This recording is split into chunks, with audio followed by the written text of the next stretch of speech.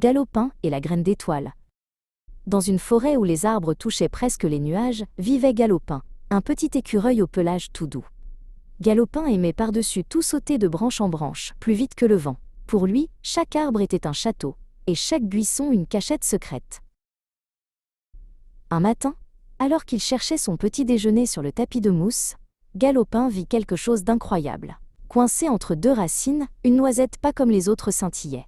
Elle brillait d'une douce lumière dorée, comme si elle avait capturé un morceau de soleil. « Oh, qu'est-ce que c'est » s'étonna Galopin. C'est alors qu'un papillon aux ailes d'un bleu éclatant, nommé Lueur, vint se poser sur le bout de son nez. « C'est une graine d'étoile, Galopin » chuchota le papillon. Seul le vieux Sylvestre sait comment la faire pousser. Galopin décida de partir à la recherche de Sylvestre. Il s'enfonça dans la partie de la forêt où les herbes sont si hautes qu'elles ressemblent à des forêts de bambou. Il avançait prudemment, tenant son trésor bien serré contre son petit cœur. Tout en haut d'un être majestueux, Galopin trouva enfin Sylvestre, le vieux hibou. Sylvestre somnolait, la tête enfouie dans ses plumes. « Monsieur Sylvestre » appela Galopin. « Regardez ce que j'ai trouvé. Est-ce vraiment une graine d'étoile ?» Le vieux hibou étira ses grandes ailes et observa la noisette. En effet, petit Galopin.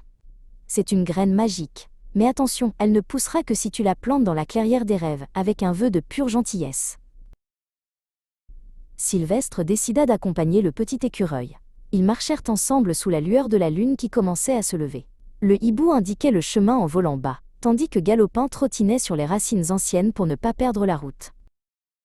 Ils arrivèrent enfin dans la clairière des rêves, un endroit où l'herbe brillait comme des diamants. Galopin choisit le centre exact de la clairière et commença à creuser un petit trou avec ses pattes agiles dans la terre moelleuse et parfumée. Galopin déposa délicatement la noisette dans la terre. Il ferma les yeux et murmura « Je souhaite que tous les animaux de la forêt aient toujours une maison chaude et de quoi manger. » Aussitôt, une tige d'argent jaillit du sol et une fleur immense s'ouvrit. La fleur magique éclairait maintenant toute la forêt, chassant les ombres inquiétantes. Galopin, fatigué par son aventure, s'installa contre une racine. Il s'endormit paisiblement, sachant que grâce à son vœu, la forêt serait toujours un endroit merveilleux pour ses amis.